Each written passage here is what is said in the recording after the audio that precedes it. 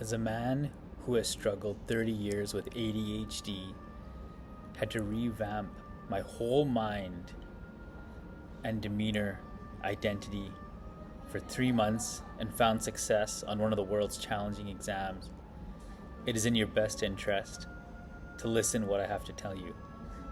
Because I guarantee you, you're not going to hear what I tell you today on any YouTube channel. I chalk up a lot of my success to these 4 methods, which I've simplified into the MCDD method. Let's get right into it. Music. So, for a background reference, if you don't know who I am or what I'm talking about, I'm telling you the formula how I passed my Canadian pharmacy licensing exams, and I will link the previous video in the description, so if you want to check that out, get a little bit of a background of what I'm talking about, that's fine. Music. So I quit most forms of music, but not all of music. So when we think about music, a lot of us require music. It's like our golden retriever when it comes to daily tasks.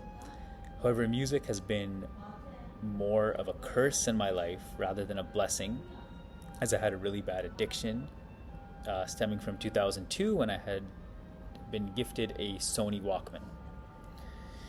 So I actually do agree and tell you guys that music does in fact impair performance, because after my exam I had about a 6-week limbo period where I listened to a lot of music, and my performance at work and just concentration regarding daily tasks reduced a lot. I was not as sharp as I was when I was studying, so music actually does have some bad effects. There is also scientific evidence regarding music to its deleterious effects. The attention drainage effect talks about high intensity music like hip hop and pop and its effects on reducing concentrations. So Fernham and Starback had a study, and they called it music is as distracting as it is pleasant.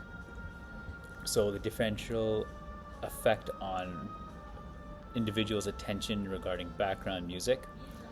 So not all music is bad, but certain high intensity frequencies such as, Little Dirk, Miley Cyrus, thanks very much guys, these can really impact performance. I'll link the paper here below as well if you want to see that. If you can listen to a couple songs in the morning before your workout, that's fine. But if you're like me and you listen to one song 3 minutes a day and it stays in your brain like a merry-go-round for a month, then be careful and you're going to just have to quit. So early September, I made the decision to just quit music altogether, and I'm very happy I did, as it helped me concentrate a lot. However, I do acknowledge that we do require music in daily tasks at times. So during workouts, I would listen to watch Rocky fights on my phone and listen to AirPods, Anthony Joshua motivation, or Mike Tyson highlights. Now, obviously, these clips had some music in them, but they weren't as distracting and they weren't the horse crap that is being pumped out at large quantities in 2025. During study sessions, I would also listen to instrumental music, which really did help me go for 4, 5, 6 hours straight. So not all music is bad. I did quit most forms, but instrumental music is fine and it can actually facilitate attention regarding studying or working. So that's good. Cold showers, I'm not going to get into too much of this, as I know there are so many benefits that have been documented widely across the web. They can help defeat depression, increase concentration, burn subcutaneous fat, increase attention alertness by changing the release of certain neurotransmitters.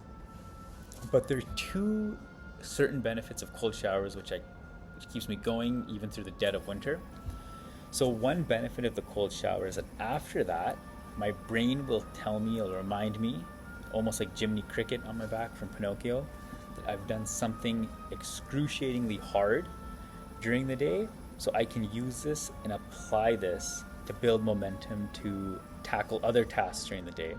And also, I have very oily and dry skin and dry, greasy hair.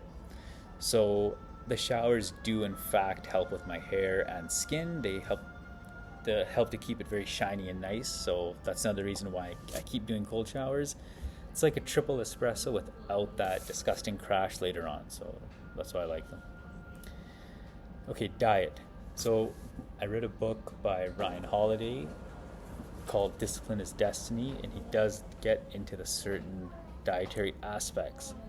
So one thing he mentions that the Stoics from back in the day actually used to limit eating. They could go to all-you-can-eat buffets, and most of us would have 4, 5, 6 plates. These guys would have only a minimal amount to sustain them. And this is because they realized that washroom time counts. So if you're going to eat really bad, you're going to spend more time in the washroom, which obviously will take away time that you can utilize in other aspects.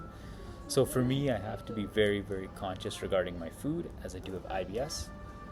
So I have severe stomach problems, and I spend approximately like 2 to 3 hours on just in the washroom doing mindless stuff, and it sucks. So I only ate twice a day. Breakfast was my smoothie of Greek yogurt, vegetables, fruits, nuts, coconut oil, just blended into one. Whereas dinner was just some derivative of rice and chicken, very clean, very basic. And I would have breakfast around 9 a.m., dinner at 5 p.m. Having dinner at 5 p.m. helped as well, because when I'd go to bed around 9 or 10 p.m., I wasn't bloated and I was able to sleep better. So far we've covered M, music,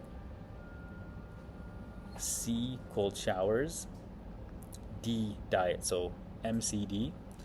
What's the last one here? Deep work.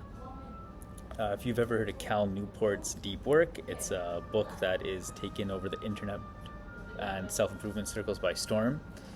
Basically, he talks about that everything we know in 2025, like TikTok, Instagram, text messages, Snapchat notifications, are absolute cancers when it comes to our attention and focus. So he says that in order to get maximal work done, you need to get into the flow state. So that's can be 3 to 4 hours of uninterrupted work. I've also took this a step further, and relating back to diet, as I've discussed before, I realized that bathroom breaks can also limit your flow. So not only do you have to put your phone away, but you also have to limit the amount of time you go to the washroom. So a lot of guys drink a lot of water or coffee when they study, which obviously increases the amount of times I have to go to the washroom. So in order to counter this, I would still have a glass 2 of water, but I'd make it very rehydrating. So add olive oil, salt, lemon, which would make 1 glass of water equivalent to like 3. Sip on it when I study, go to the washroom during my 1 hour dinner break, which did help a lot. So just a quick refresher of my schedule, like 9:30 to 5 study, 5 to 6 1 hour for washroom dinner, 6 to 9 do another block of studying, get into deep work, throw the phone away, try to limit the washroom time. You're going to be very successful. So video 3 is going to come out, and I really hope you enjoyed this video. I really hope it provides some benefit for you, and we'll see you next time. Take care.